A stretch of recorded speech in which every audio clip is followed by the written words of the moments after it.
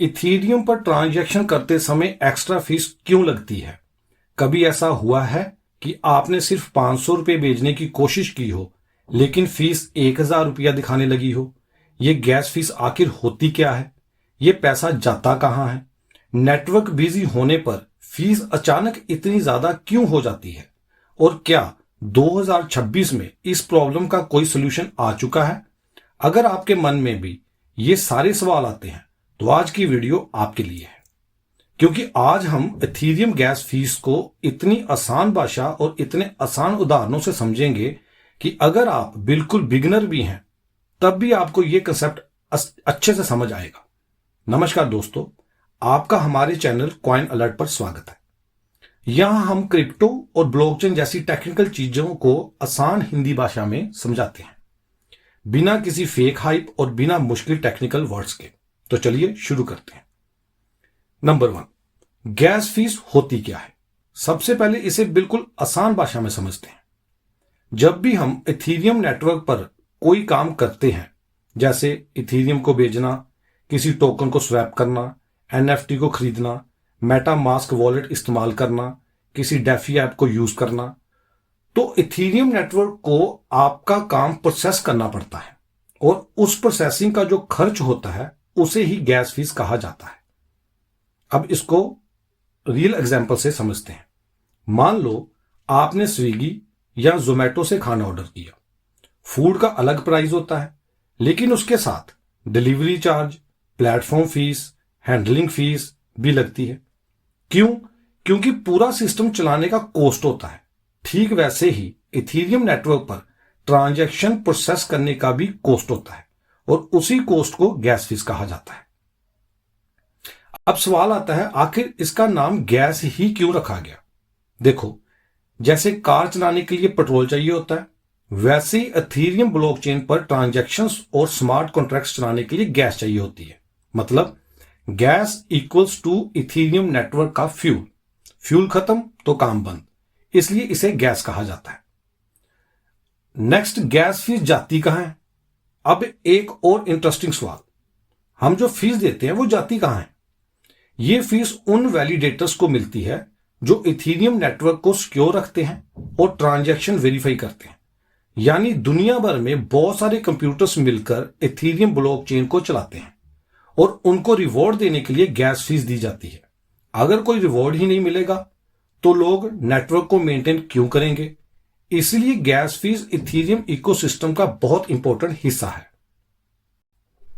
Next, gas fees कभी कभी इतनी ज्यादा क्यों हो जाती है?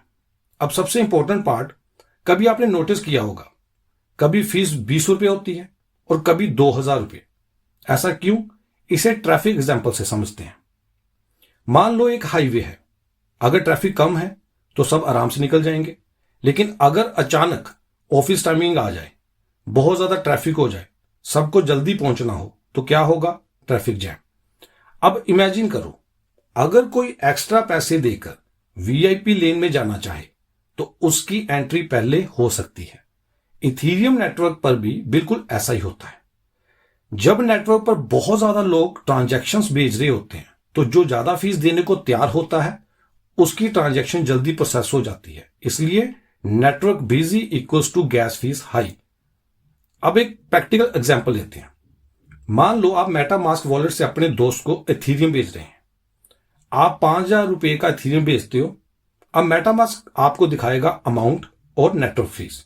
कभी ये फीस 30 रुपए होगी, कभी 300 और कभी कभी 1000 भी, क्योंकि इथीरियम नेटवर्क का ट्रैफिक हर समय बदलता रहता है। अब नेक्स्ट, GWEI क्या होता है? अब एक छोटा टेक्निकल वर्ड आता है GWEI, लेकिन टेंशन मत लो, इसे भी आसान भाषा में समझते हैं।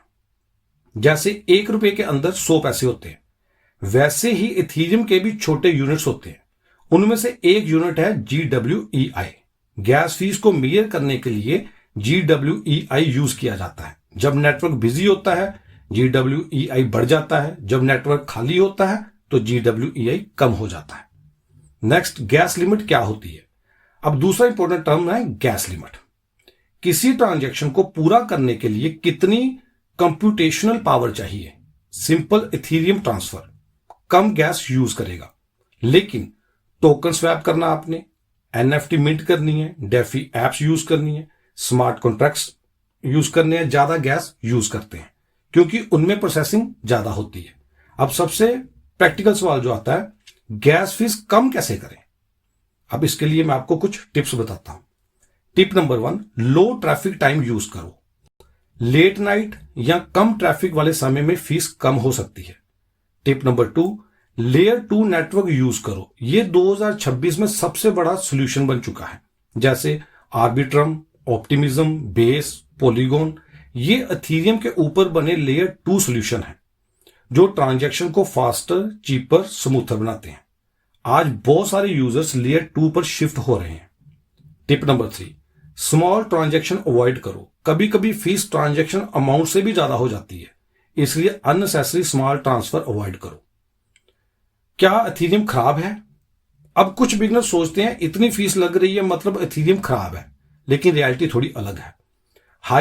हाई गैस फीस कई बार यह भी दिखाती है कि नेटवर्क पर बहुत ज्यादा एक्टिविटी हो रही है। एथेरियम पर DeFi, NFT, stable coins, Web3 apps, smart contracts बहुत बड़े लेवल पर यूज होते हैं, यानी डिमांड ज्यादा है और डिमांड ज्यादा इक्वल्स टू फीस ज्यादा। अब सवाल आता है फ्यूचर ऑफ एथेरियम गैस, क्या हो सकता है इसका फ्यूचर? 2026 में एथेरियम इकोसिस्टम काफी इंप्रूव हो चुका है, स्पेशली लेयर 2 अडॉप्शन की वजह से। आने वाले टाइम में मैं आपको लेयर 1 और लेयर 2 की भी वीडियो जो है वो बना के दूंगा, जिससे आपको समझ आएगा कि लेयर 1 क्या होता है, लेयर 2 क्या होता है। आज बहुत सारे यूजर डायरेक्टली एथेरियम में मेन चेन की जगह आर्बिट्रम, बेस, ऑप्टिमिज्म, पॉलीगॉन जैसे नेटवर्क यूज कर रहे हैं, क्योंकि वहां फीस कम होती है, स्पीड ज्यादा होती है, एक्सपीरियंस बिगनर फ्रेंडली होता है, और फ्यूचर में चांसेस है कि normal user mostly layer 2 network ही ज्यादा इस्तेमाल करें। तो दोस्तों, आज हमने समझा एथेरियम गैस फीस क्या होती है, गैस नाम क्यों रखा गया, फीस हाई क्यों होती है, GWEI क्या होता है, गैस लिमिट क्या होती है, फीस कैसे बचाएं, लेयर 2 सॉल्यूशंस क्या हैं। अब अगर अगली बार आप मेटामास्क में गैस फीस देखें तो होपफुली आपको कंफ्यूजन नहीं होगा। और दोस्तों, अगर आप क्रिप्टो को स्टेप बाय स्टेप आसान भाषा में सीखना चाहते हैं तो हमारी वेबसाइट coinalert.in जरूर विजिट करें। वहां आपको blockchain guides, Ethereum tutorials, wallet security guides, beginner crypto road map, detailed education articles सब बिगिनर फ्रेंडली लैंग्वेज में मिलेंगे। हर बार की तरह डिस्क्लेमर, ये वीडियो सिर्फ एजुकेशन पर्पस के लिए है, ये फाइनेंशियली या इन्वेस्टमेंट एडवाइस नहीं है। क्रिप्टो मार्केट रिस्की होता है, कोई भी इन्वेस्टमेंट करने से पहले अपना खुद का रिसर्च जरूर करें और फाइनेंशियल एडवाइजर या सीए से कंसल्ट करें। उतना ही इन्वेस्ट करें जितना आप अफोर्ड कर सकते हैं लूज करना। अगर आपको ये वीडियो हेल्पफुल लगी हो तो वीडियो को लाइक जरूर करें, और ऐसी ही आसान हिंदी में क्रिप्टो लर्निंग वीडियोस के लिए कॉइन अलर्ट चैनल को सब्सक्राइब करना बिल्कुल मत भूलिए। तो मिलते हैं अब अगली वीडियो के लिए, तब तक के लिए शुक्रिया, नमस्कार, थैंक यू वेरी मच।